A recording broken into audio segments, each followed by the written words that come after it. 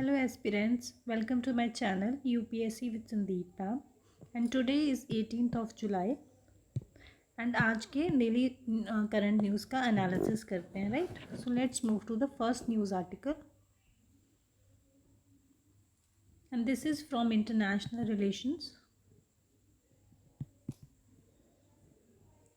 And what is the news? India warns against double standards over Russian oil. तो अभी क्या हुआ है? There is a conflict going on, as you know, between Ukraine and Russia. And what is happening in the backdrop of this? USA is putting sanctions on all those nations which are in a way supporting Russia, and it is saying that recently क्या बोला है USA ने? It is saying that they will impose 500% of duties on Russia and other countries buying on India and other countries buying Russian oil. So they are saying because Russia is not stopping the war, right? And as you know, USA is supporting Ukraine. सो उसी context में USA is saying that जो भी countries Russia से oil bye करेंगी या किसी भी तरीके से रशियन ट्रेड में इन्वॉल्व होंगी उनके ऊपर सैंक्शंस लगाए जाएंगे और एडिशनल टैरिफ्स लगाने की बात करी गई है राइट. तो अभी उन्होंने क्या है, they are passed a bill Russian sanctions act 2025 right, जिसमें वो बोल रहे हैं that they will charge approximately 500% taxes and on the countries which are buying oil from Russia right. तो इसी कॉन्टेक्स्ट में जो है इंडिया का सीन भी आता because we are also buying oil from Russia. हमारा प्राइमरी इम्पोर्ट डेस्टिनेशन है.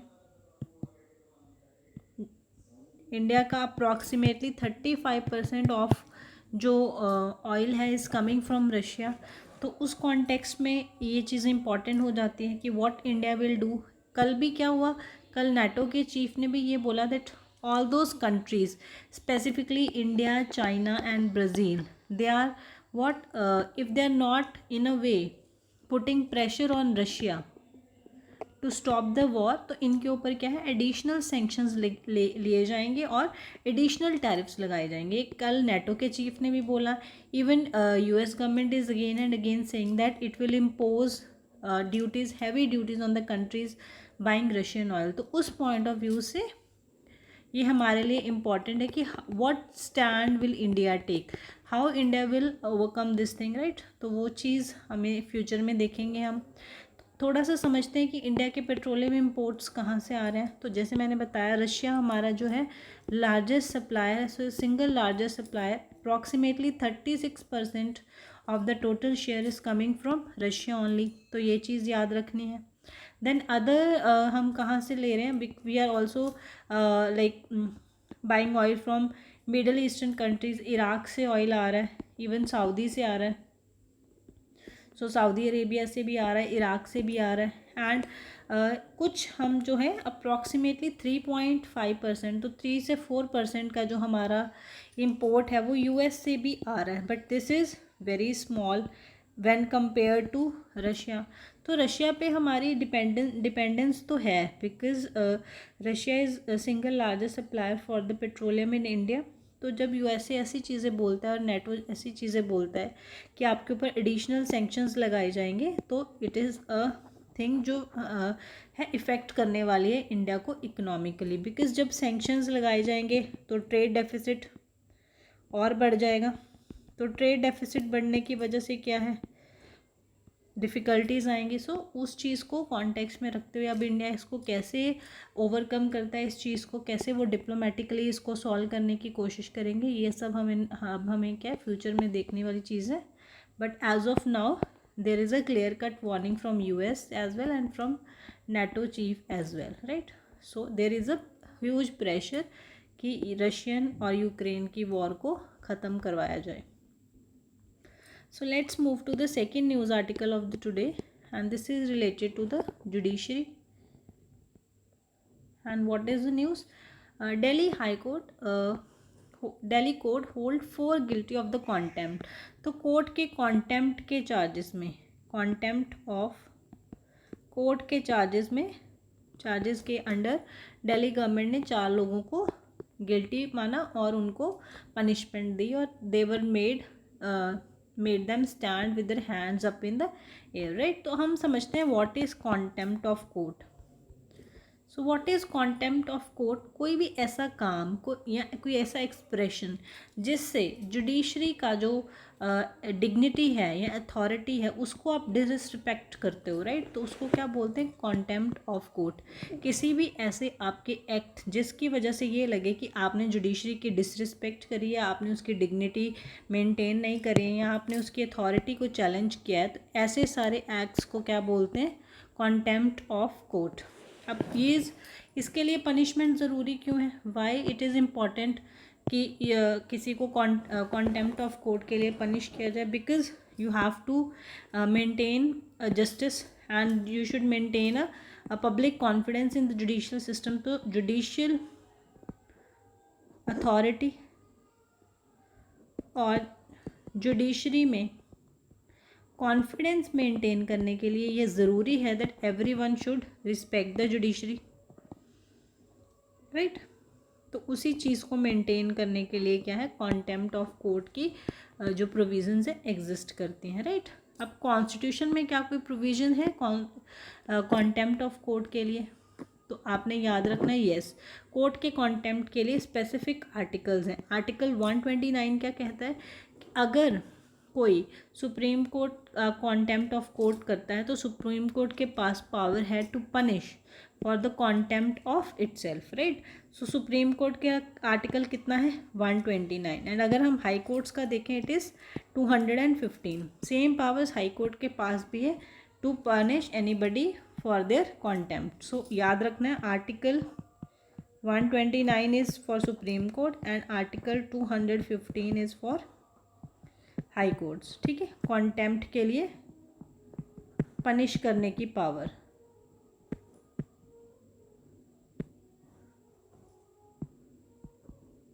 राइट. तो ये आपने दोनों आर्टिकल्स याद रखने, ये डायरेक्टली भी पूछे जा सकते हैं प्रीलिम्स में, right. These are very important article. Then कौन सी स्टैट्यूटरी प्रोविजन एग्जिस्ट कर रही है? क्या कोई लॉ है कॉन्टेम्प्ट ऑफ कोर्ट के लिए? तो yes, there is a contempt of courts act जो क्लियरली डिफाइन करता है, डिफाइंस व्हाट इज़ कॉन्टेम्प्ट, ठीक है. किस चीज़ को बोलेंगे कॉन्टेम्प्ट ऑफ कोर्ट, उसकी के लिए क्या क्या पनिशमेंट्स एग्जिस्ट करती हैं इफ़ कोई जो है कंटेम्प्ट ऑफ कोर्ट करता है, या क्या क्या पावर एग्जिस्ट करती हैं कोर्ट के पास to ensure that contempt of court नहीं हो, राइट. तो पहली बात वो कॉन्टेम्प्ट को डिफाइन करता है एक्ट में, राइट. एंड साथ में it also mention the types of contempt कि कितने टाइप का कॉन्टेम्प्ट ऑफ कोर्ट हो सकता है. And it talks about 2 categories, first being the civil contempt and second being the criminal contempt. अब दोनों में डिफरेंस समझते हैं. ये यूपीएससी में प्रीलिम्स में क्वेश्चन पूछा भी गया हुआ है, तो ध्यान से समझना है. तो सिविल कॉन्टेम्प्ट क्या है? याद रखना है, ये जो सिविल कॉन्टेम्प्ट और क्रिमिनल कॉन्टेम्प्ट इनके बीच का जो डिफरेंस है, this is mentioned in the contempt of court Act 1971. This is not mentioned in Constitution. Constitution में इतनी डिटेल्स मेंशन नहीं है. डिटेल्स कहाँ पे मेंशन है? एक्ट में.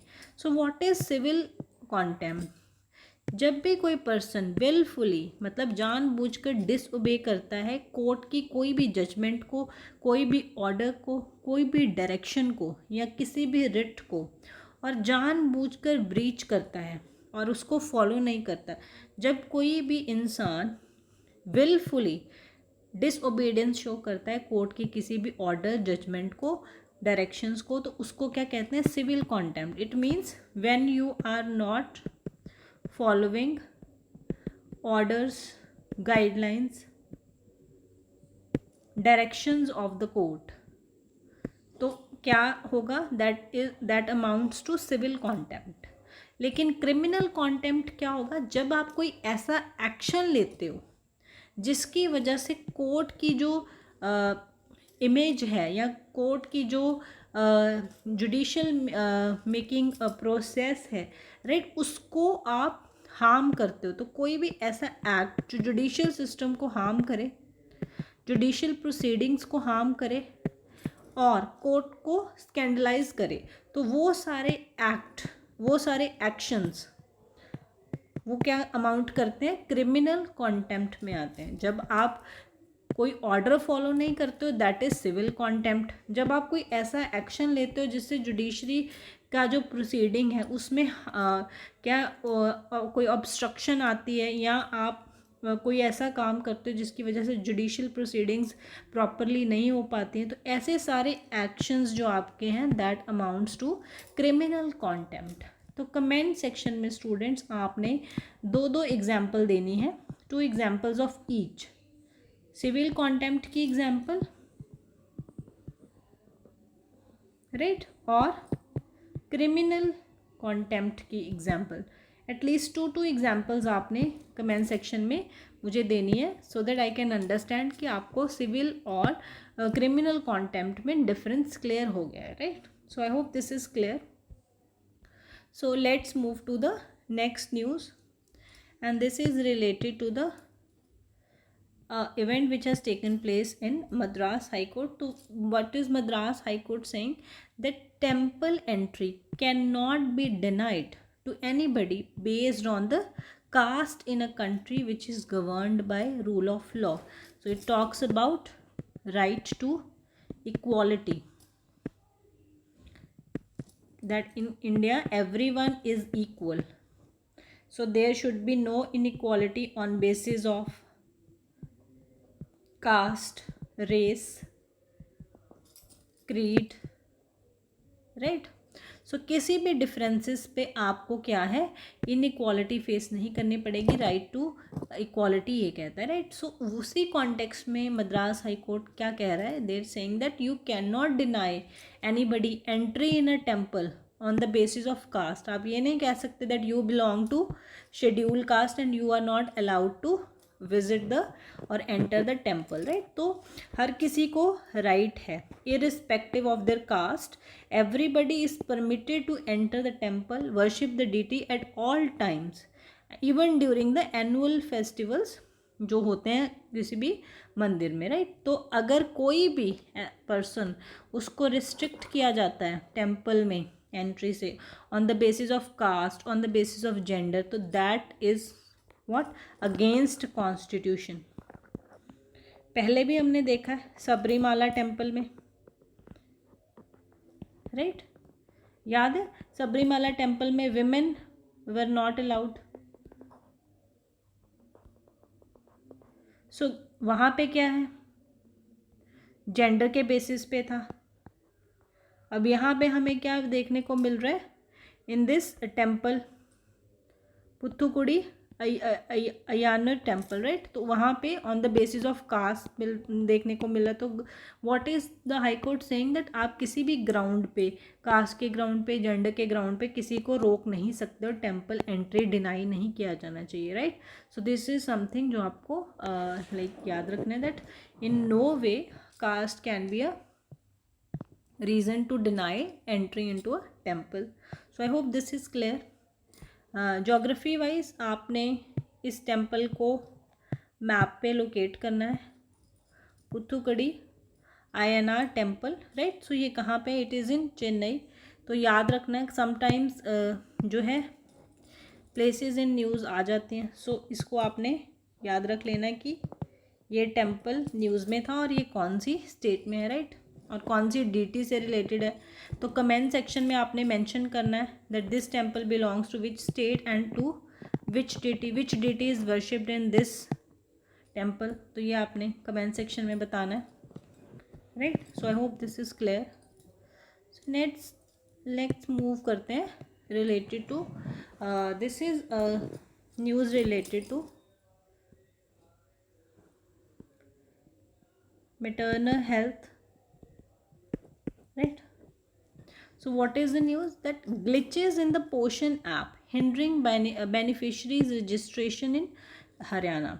तो पोषण ऐप प्रॉपरली फंक्शन नहीं कर रहा है, जिसकी वजह से जो है रजिस्ट्रेशन नहीं हो पा रही है. तो रजिस्ट्रेशन नहीं हो पाएगी तो बेनिफिशरी को जो जो बेनिफिट्स आने हैं थ्रू पोषण ऐप वो नहीं मिल रहा है. तो बिकॉज यहाँ पे क्या है, राशन आना होता है फॉर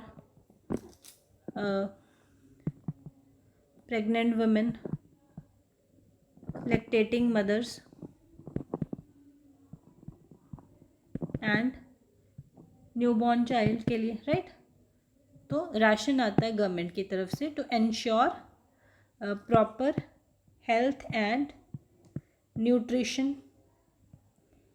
बट क्योंकि वो ऐप अच्छे से काम नहीं कर रहा है तो रजिस्ट्रेशन नहीं हो पा रही है और बेनिफिशरीज को जो जो ये चीज़ें रिसीव होनी है वो उनको मिल नहीं पा रही है, राइट. तो एक बार ध्यान से समझते हैं पोषण ऐप के बारे में और ये पोषण स्कीम क्या है.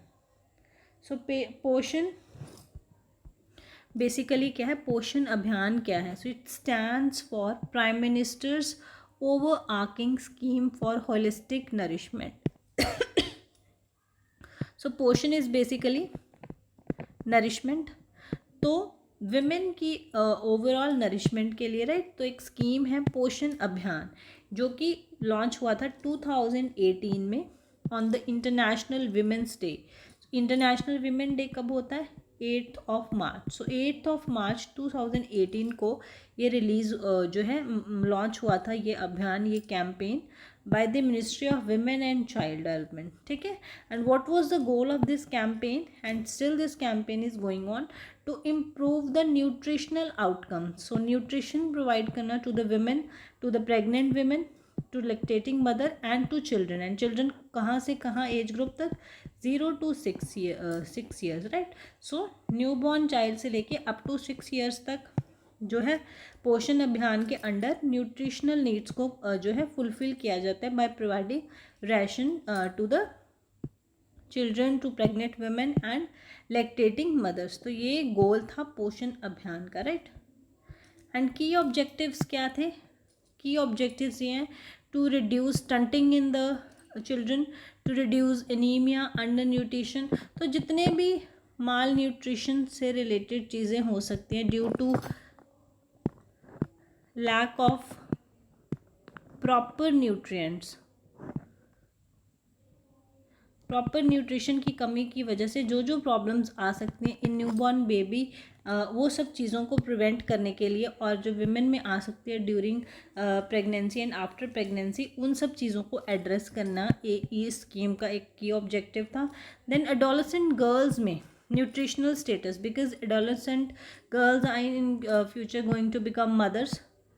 इफ़ मदर इज़ अनहेल्दी तो चाइल्ड विल डेफिनेटली भी अनहेल्दी. तो वो सब चीज़ों को ध्यान में रखते हुए एडोलेसेंट गर्ल्स की न्यूट्रिशनल स्टेटस को भी इम्प्रूव करना, प्रेग्नेंट वेमेन को and lactating mothers also, right. So this was the goal of the this scheme, right. And it include convergence across the ministry. So एक मिनिस्ट्री का effort नहीं है, multiple ministries are involve, but primarily it is working under the ministry of women and child development, right. And technology use करना so that real time monitoring हो सके और service delivery जो है एफिशिएंटली हो सके. तो सर्विस डिलीवरी और उसके लिए ही बनाया गया था पोषण app, so that lactating mother, pregnant women, children की जो है रजिस्ट्रेशन करी जा सके और पता चले कि कहाँ पे कौन सी जो है डिस्ट्रिक्ट में, कौन से विलेज में, कौन सी सिटी में कितने जो हैं जो इसके बेनिफिशरीज हैं और किस किस को बेनिफिट्स रिसीव हो रहे हैं. पूरा डेटा मेंटेन करने के लिए पोषण ऐप डेवलप किया गया था. So I hope this is clear. तो इसमें टारगेटेड न्यूट्रिशनल आउटकम्स थे, टारगेट्स डिसाइड हुए थे बाय 2022 जो अचीव करने थे, लेकिन डेडलाइन तो हम क्रॉस कर गए हैं एंड अभी ये स्कीम एक्सटेंड भी कर दी है. सो स्टंटिंग को रिड्यूस करना, अंडर न्यूट्रिशन 2% तक लेके आना, anaemia in women and children reduce करना up to 3%, and low birth weight reduce करके 2% तक लेके आना. These were the targets of the Poshan Abhiyan, and these targets were asked in UPSC prelims. So these are important. आपने comment section में बताना है what is difference between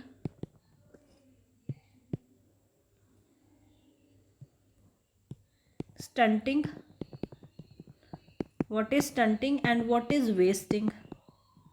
These are two different concepts with respect to malnutrition. So what is wasting and what is stunting, ये comment section में आपने बताना है, राइट. कमेंट सेक्शन में स्टूडेंट्स एक्टिवली पार्टिसिपेट करें, then only you will have benefit. तो class में जो पढ़ा है वो आपको रिटेन भी रहेगा if you start participating in the comment section, right.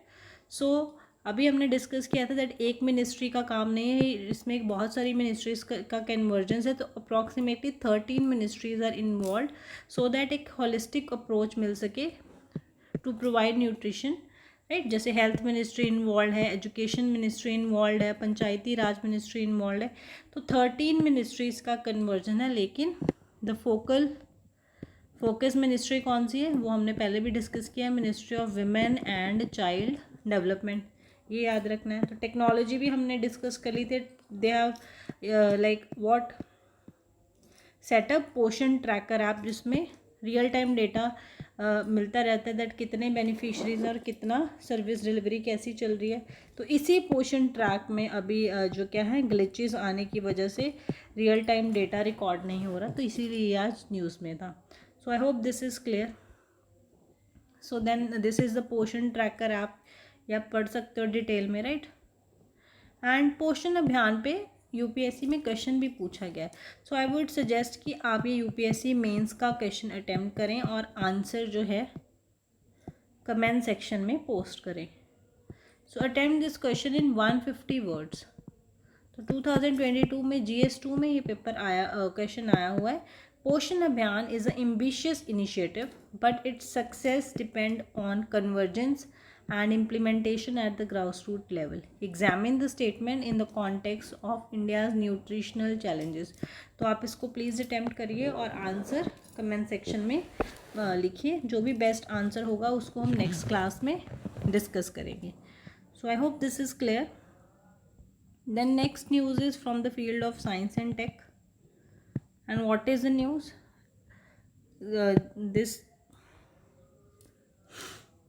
successful testing of the Akash Prime missile by the army in Ladakh. तो आकाश प्राइम मिसाइल की टेस्टिंग हुई है, राइट. सो इसके बारे में समझते हैं. सो पहली बात तो this is indigenous missile. Indigenous मतलब it is made in India. So it is in a way promoting Atmanirbhar Bharat, right. So ये इंडिजीनियस है. And then who has developed this? So it is being developed by DRDO. And what is DRDO? Defence research and development organisation के द्वारा इसको बनाया गया, right. And इसकी अब testing हो गई, राइट. तो इसके बारे में इसके की फीचर्स समझते हैं आकाश प्राइम मिसाइल के बारे में. So it is first of all it is surface to air missile है.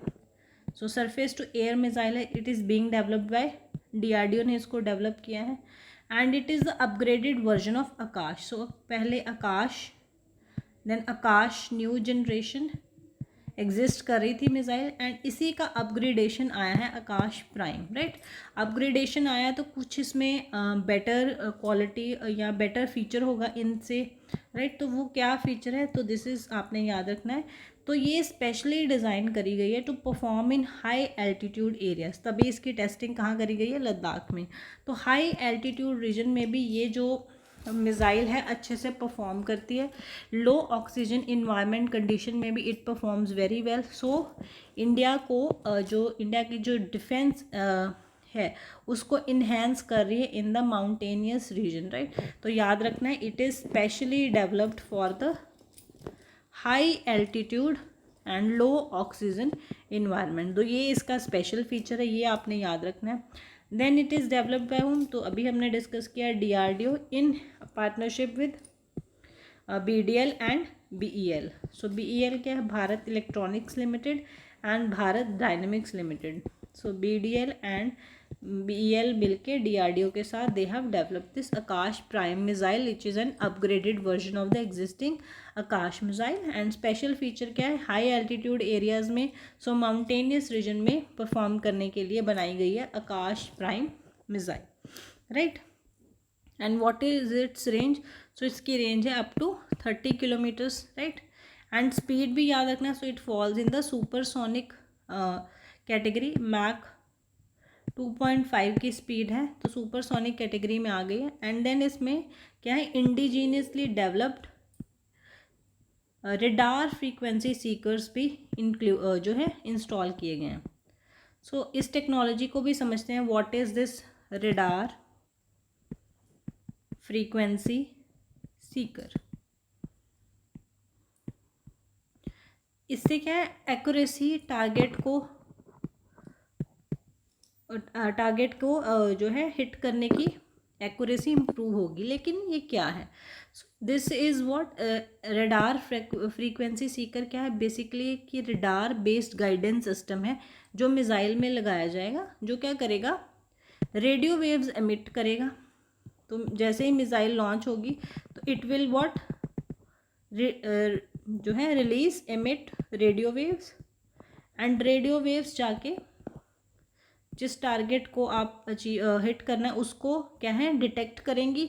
Then it will bounce back and it will track the path and then it will hit that target independently. तो आपको उसको ground से क्या है मैनोवर करने की ज़रूरत नहीं है। So this radio waves will automatically track and detect the target and then they will precisely hit the target. तो इससे क्या है, एक्यूरेसी बढ़ जाएगी, because sometimes target is moving, तो क्या है रेडियो वेव्स की हेल्प से आप उसको डिटेक्ट करके ट्रैक करके अच्छे से क्या है टारगेट को आप जो है टारगेट को अचीव कर सकते हैं and you can like what achieve more accuracy. So ये क्या है, basically it allows the missile to home in on the target without external command. So नीचे से कमांड देने की ज़रूरत नहीं है। This radio frequency seeker will automatically जो है लोकेट करेगा टारगेट को, आपको नीचे से उसको जो है मैनोवर करने की ज़रूरत नहीं है। सो हाउ दिस वर्क हमने वो समझ लिया, एक मिनी रेडार लगाया जाएगा, उससे क्या है रेडियो वेव्स जो है रिलीज़ होंगे। रेडियो वेव्स जाके क्या है टारगेट को हिट करेंगे, जिस भी मिसाइल एयरक्राफ्ट को आपने जो है टारगेट करना है, उससे क्या है बाउंस बैक होके सिग्नल्स दोबारा से वापस आएंगे, उस रिफ्लेक्टेड सिग्नल को रिसीव करेगा this RF and then it will calculate distance, speed, direction की कितने दूर है टारगेट, कितनी स्पीड पे है या वॉट एवर, राइट। तो उसके अकॉर्डिंगली ये मिसाइल का पाथ एडजस्ट करेगा in real time. So moving target को भी आप क्या है एक्यूरेसी से हिट कर सकते हो।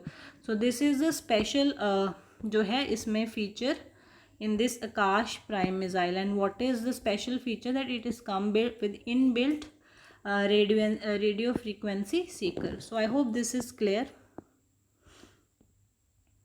And then this news is also from the international affairs. तो आपको directly question आ सकता है that which country is planning to what reduce the voting age from 18 to 16 years. तो UK is planning that they are going to reduce the voting age to 16 years. अभी क्या है 18 years. So they are saying that lowering the voting age to 16 year would bring national elections in line with the voting age in the Welsh and the Scottish legislature and in the local election in those jurisdictions. So they are कि एक in line लाना चाहते हैं to the Scottish legislature. इसकी वजह से they are planning that हम क्या है voting age reduce करके टू 16 ईयर्स कर देंगे, राइट। सो ये आपने याद रखना है, वन लाइनर क्वेश्चन आ सकता है। अब वोटिंग एज इन इंडिया के बारे में थोड़ा सा देखते हैं। So what is the voting age in India, currently it is 18 years. अब आपने कमेंट सेक्शन में बताना है by which amendment voting age 21 years से रिड्यूस करके 18 ईयर्स कर दी थी इंडिया में। पहले it was 21 years in India, right, बाद में रिड्यूस करके 18 ईयर्स कर दी। अब कौन सी अमेंडमेंट, आपने वो अमेंडमेंट नंबर बताना है कि कौन सी अमेंडमेंट नंबर था जिसकी वजह से इंडिया में 21 ईयर्स से रिड्यूस करके 18 ईयर्स वोटिंग एज कर दिया था, राइट। तो ये क्लियर रखना है। एंड देन दूसरी चीज़ जो अपने न्यूज़ में है वो ये है कि कौन सी गवर्नमेंट प्लान कर रही है to reduce the voting age to 16 year, and this is what United Kingdoms is planning to do so. So I hope this point is clear. So जितने भी स्टूडेंट्स आज आपको कमेंट सेक्शन में questions पूछे गए हैं, please answer them in the comment section. And if आज के सेशन में कोई भी डाउट है, feel free to ask in the comment section. Thank you so much, have a great day.